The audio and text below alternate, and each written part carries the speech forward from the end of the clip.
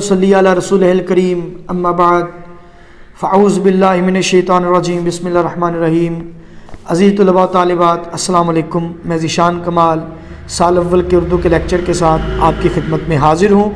बच्चों, लाहौर का जोग्राफ़िया सबक है, आज उसका लेक्चर नंबर 7 है और कोशिश तो यही है कि आज इसका ये आखिरी लेक्चर हो, अल्लाह बेहतर करेगा। जी तो बेटा, पैदावार के हवाले से बात करते हैं। लाहौर की पैदावार, लाहौर की सबसे मशहूर पैदावार यहाँ के तलबा हैं जो बहुत कसरत से पाए जाते हैं, क्योंकि लाहौर में सिर्फ अहले लाहौर यानी लाहौर से ताल्लुक़ रखने वाले तालिबे इल्म ही ज़ेरे तालीम नहीं है, बल्कि यहाँ बहुत से ऐसे तालिबे इल्म हैं, बहुत से ऐसे तलबा हैं जो कुर्बो जवार से आते हैं, इर्द गिर्द के इलाक़ों से, और यूनिवर्सिटी या कॉलेज लेवल पे आकर, कॉलेज सतह पे आके या यूनिवर्सिटी की सतह पर आकर पूरे मुल्क से यहाँ बच्चे तालीम पाने के लिए आते हैं। इसलिए लाहौर में तलबा की तादाद बहुत ज़्यादा है, तो मुसन्निफ़ ने तलबा को लाहौर की पैदावार करार दिया है। और हज़ारों की तादाद में दसावर कहते हैं बैरून मुल्क, दसावर को भेजे जाते हैं। फसल शुरू सरमा में बोई जाती है क्योंकि ये दाखिले का वक्त होता है, और अमूमन अवाखिर बहार में पक कर तैयार होती है, क्योंकि ये वो वक्त होता है जब बच्चों के इम्तिहानात करीब होते हैं, बच्चों के इम्तिहानात लिए जाते हैं। इसलिए मुसन्निफ़ ने कहा कि ये वो फसल है जो बोई जाती है मौसम सरमा में, और बहार में आकर ये फसल पक कर तैयार हो जाती है। तलबा की कई किस्में होती हैं, जिनमें से चंद मशहूर हैं। अब याद रखें कि असल जो तालिबे इल्म का मकसद है, तालिबे इल्म के ज़िम्मा जो फ़र्ज़ तफ़वीज़ किया गया वो इल्म की तलब है। इल्म की तिश्नगी दिल में ना हो तो तालिबे इल्म नहीं है। तालिबे इल्म का मतलब ये है इल्म की तलब करने वाला, और रसूलुल्लाह सल्लल्लाहु अलैहि वसल्लम ने फरमाया तलबुल इल्म फरीज़तन अला कुल्ली मुस्लिम, के इल्म की तलब हर मुसलमान, वो मर्द हो या औरत, पर फर्ज है। अब इसको इल्म हासिल करना, तलब से मुराद सिर्फ तलब करना नहीं बल्कि इल्म हासिल करना भी है। तो इल्म हासिल करना आप लिख सकते हैं तालबुल इल्म फरीज़तन अला कुल्ली मुस्लिम, के इल्म हासिल करना हर मुसलमान पर फर्ज है। हर मुसलमान, मर्द औरत, ये अपने ब्रैकेट में लिखना है, ठीक है। आगे तलबा की कई किस्में हैं। किस्में अव्वल जमाली कहलाती है। जमाल का मतलब होता है खूबसूरत। तो जमाली तालिब इल्म कौन होते हैं? फैशनेबल तालिब इल्म, ऐसे तालिब इल्म जो अपनी खूबसूरती, ज़िबाइशो आराइश और नुमाइश का ख़ास ख्याल रखते हैं, वो तालिब इल्म। ये तलबा आमतौर पर पहले दर्जियों के यहाँ तैयार होते हैं। अब देखें, कॉलेजों यूनिवर्सिटियों का माहौल ऐसा बन चुका है कि यहाँ तालिब इल्म कुछ तो पढ़ने आते हैं, लेकिन कुछ ऐसे तालिब इल्म हैं जिनका मकसद पढ़ाई नहीं होता, और अगर पढ़ाई मकसद हो भी तो वो सानवी हो सकता है, प्राइमरी मकसद, बुनियादी मकसद पढ़ाई नहीं होता। वो लोग अपनी ज़िबाइश व आराइश और अपनी नुमाइश पर ज़्यादा तवज्जो देते हैं। खूब सज धज कर कॉलेज में आते हैं, फैशनेबल कपड़े पहनकर, बाल बनाकर, खूब चेहरे को सजाकर कॉलेज में आते हैं। जबकि एक तालिबे इल्म जो पढ़ाई पर तवज्जो देता हो, उसके पास फुर्सत नहीं होती यूं सजने संवरने की, क्योंकि कॉलेज में सिर्फ पढ़ाई होनी चाहिए। ये कोई फैशन शो नहीं कि जहाँ पे एक तालिब इल्म तैयार होकर आए। लेकिन जिनका मकसद सिर्फ अपनी खूबसूरती के जलवे दिखाना हो, उनके लिए पढ़ाई उनके लिए पढ़ाई ज़्यादा मानी खेज नहीं होती। उनके लिए ये सजना संवरना ज़्यादा आम होता है। जबकि बाबो रंगो खालो खच्चे हाजत रुए जीबारा, बाबो रंगो یہ شیخ سعدی فرماتے ہیں باب و رنگ و خال و خط چہ حاجت روئے زیبارہ، کہ جو اچھی صورت ہے زیبارہ، کیا اسے بھی سجنے سمرنے کی ضرورت ہے؟ بالکل نہیں۔ یعنی جس کو اللہ تعالیٰ نے جسے اللہ تعالیٰ نے خدا نے خوبی دی ہے وہ ایسی حرکتیں نہیں کرتے، نہیں محتاج زیور کا جسے خوبی خدا دے وے۔ یہ بھی ایک مصرع ہے، پورا شعر ہے، نہیں محتاج زیور کا جسے خوبی خدا دے وے، کہ اس کو بدنما لگتا ہے جیسے چاند کو گہنا، کہ جس طرح چاند کو برا لگتا ہے کہ اس پر گرہن ہو، اسی طرح جو اچھی صورت رکھنے والا ہے اس کو یہ فیشن، یہ سجنا سورنا، یہ خال و خط، یہ تراش خراش یہ اچھی نہیں لگتی۔ نہیں محتاج زیور کا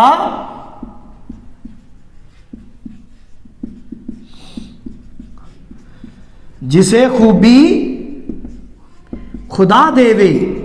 بیٹا بعض لوگ اس شعر کو یوں پڑھتے ہیں، نہیں محتاج زیور کا جسے خوبی خدا نے دی، کہ دیکھو چاند کیسا خوش نما لگتا ہے بن گہنے۔ یہ غلط ہے۔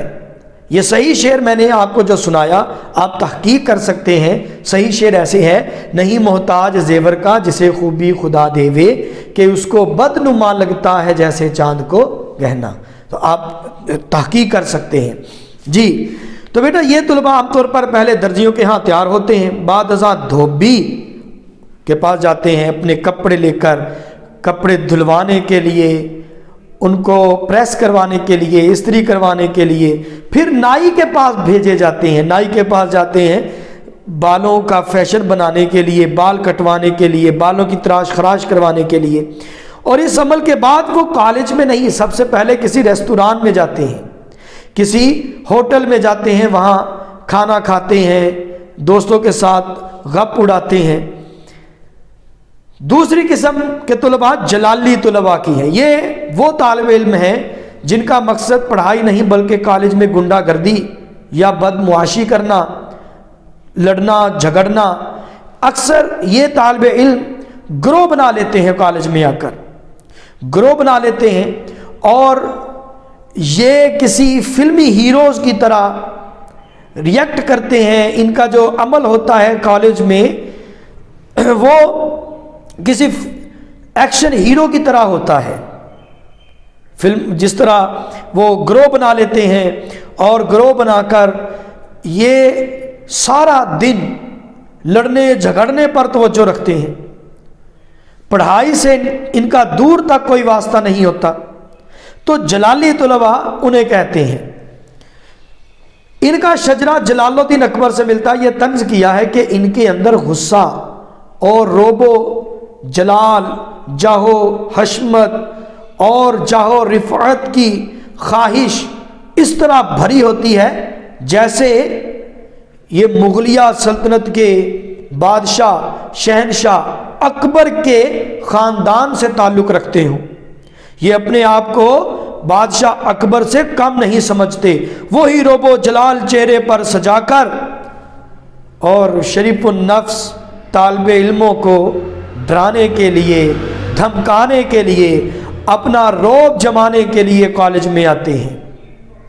تو جلال الدین اکبر یہ ہمایوں کا بیٹا تھا، اور یہ وہ بادشاہ ہے جس نے 1556 میں شاید اس نے تخت سنبھالا تھا، تخت ہندوستان، اور ان پڑھ تھا، روب و جلال کے اعتبار سے بہت مشہور تھا، اس لیے اس کو مغل اعظم بھی کہا جاتا ہے جلال الدین اکبر کو۔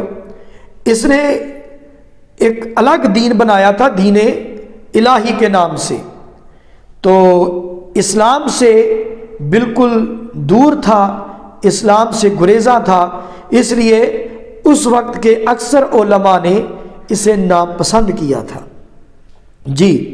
اس لیے ہندوستان کا تخت و تاج ان کی ملکیت سمجھا جاتا ہے۔ یہ طنز ہے۔ شام کے وقت چند مصاحبوں کے ساتھ کچھ دوست احباب اپنے ساتھ لیتے ہیں تاکہ ان کی طاقت اور ان کی رفعت کا، شان و شوکت کا اندازہ ہو، اور جود و سخا کے خم لنڈاتے پھرتے ہیں۔ اس کا جو لفظی مطلب ہے وہ ہے شراب کے جام انڈیلنا۔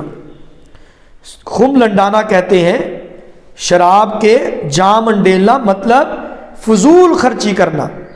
یہ فضول خرچی کرتے ہوئے نظر آتے ہیں، مصاحبوں کو کھانا کھلا رہے ہیں، دوستوں کو کھانا کھلا رہے ہیں، کیونکہ ان کو اپنے ساتھ ملانے، اپنے ساتھ رکھنے کے لیے، اپنا رعب و دبدبہ قائم رکھنے کے لیے انہیں خرچ کرنا پڑتا ہے، ان پر انہیں کھلانا پلانا پڑتا ہے، ان کو ریسٹورنٹ میں لے جانا پڑتا ہے، ان کو ضیافتیں کھلانی پڑتی ہیں، دعوتوں پہ مدعو کرنا پڑتا ہے تاکہ لوگ ان کے ساتھ جڑے رہیں اور ان کا رعب و دبدبہ قائم رہے۔ یہ بھول جاتے ہیں کہ گھر والے ان کو گھر سے پڑھنے کے لیے، علم حاصل کر کے بڑا آدمی بننے کے لیے بھیجتے ہیں تاکہ وہ اپنے علاقے کا، والدین کا، اپنے ملک کا، اپنی قوم کا نام روشن کریں، لیکن یہ ان سب باتوں کو پس پشت ڈال کر، نسیان طاق پہ رکھ کر اپنے نفس کے غلام ہو جاتے ہیں اور اپنی عزت تعلیم میں نہیں بلکہ اس جاہ و حشمت اور رب و جلال میں محسوس کرتے ہیں۔ اس لیے شاعر نے کہا تھا، شہر میں آ کر پڑھنے والے بھول گئے، شہر میں آ کر پڑھنے والے بھول گئے کس کی ماں نے کتنا زیور بیچا تھا۔ شہر میں آ کر پڑھنے والے بھول گئے کس کی ماں نے کتنا زیور بیچا تھا۔ کالج کی خوراک انہیں راس نہیں آتی، کالج کے ہاسٹل میں کم ہی رہتے ہیں، کم ہی فروکش ہوتے ہیں، کم ہی کالج کے ہاسٹل میں رہتے ہیں، زیادہ تر یہ باہر سے ریستوران سے کھانے کھاتے ہیں اور یوں اپنے والدین کا پیسہ بھی خرچ کرتے ہیں، خراب کرتے ہیں اور ان کی امیدوں اور توقعات کا قتل بھی کرتے ہیں۔ یہ طنز صرف مذاق اڑانے یا اس بات کو ہنسی میں ضائع کر دینا مقصد نہیں ہے اس طنز کا۔ اس طنز کا مقصد ہے تاکہ وہ طالب علم جو بیرون ملک یا اپنے شہر سے، اپنے گاؤں سے دور کسی دور دراز علاقے میں پڑھنے کے لیے جاتے ہیں، ان کے لیے یہ پیغام ہے، ایک درس ہے کہ وہ اپنے مقصد پر اپنی تمام تر توانائیاں مرتکز کریں، اپنی پوری توجہ اپنے مقصد پر رکھیں جس مقصد کے لیے گھر والے ان پہ خرچ کرتے ہیں۔ گھر والے اپنا پیٹ کاٹ کر انہیں پڑھاتے ہیں، انہیں بڑا آدمی دیکھنا چاہتے ہیں، انہیں ایک اچھا انسان دیکھنا چاہتے ہیں، مہذب، تربیت یافتہ، تعلیم یافتہ، ایک عمدہ کردار رکھنے والا، بلند اخلاق کا مالک، اچھا انسان۔ لیکن یہ لوگ اپنے والدین کی توقعات اور امیدوں کی پرواہ نہیں کرتے، لیکن جب وقت گزر جاتا ہے تو کف افسوس ملنے کے سوا کچھ نہیں کر سکتے، پھر کچھ ہاتھ نہیں آتا۔ It is useless to cry over split milk, اب پچھتائے کیا ہوت جب چڑیاں چگ گئیں کھیت۔ اس لیے وقت سے پہلے اپنے آپ کو سنبھال لینا چاہیے، اپنے نفس پر ضبط کرنا چاہیے، اپنی نفسانی خواہشات کو قابو میں رکھنا چاہیے، اپنے مقصد کو ہمیشہ یاد رکھنا چاہیے تاکہ والدین کی توقعات اور امیدوں پر پورا اترا جا سکے اور ہر طالب علم ایک اچھا تربیت یافتہ پڑھا لکھا انسان بن سکے۔ تو بیٹا آگے جو 2 طالب علم رہ گئے ہیں وہ انشاءاللہ اگلے لیکچر میں کل پڑھیں گے۔ یہ جو جلالی طالب علم ہیں یہ اہم ہے، جلالی طالب علم یہ بہت اہم ہے، اس لیے ان کو اس اقتباس کو اچھی طرح سمجھیے گا، پڑھیے گا، اور آگے جو 2 اقتباسات آ رہے ہیں وہ بھی اہم ہیں، اس لیے ان کو بھی ہم تفصیل سے توجہ سے ہی پڑھیں گے انشاءاللہ۔ 8واں لیکچر اس سبق کا آخری لیکچر ہوگا۔ اگلے لیکچر تک اجازت چاہتا ہوں، ملتے ہیں اگلے لیکچر میں۔ اللہ امین ناصر، خدا حافظ۔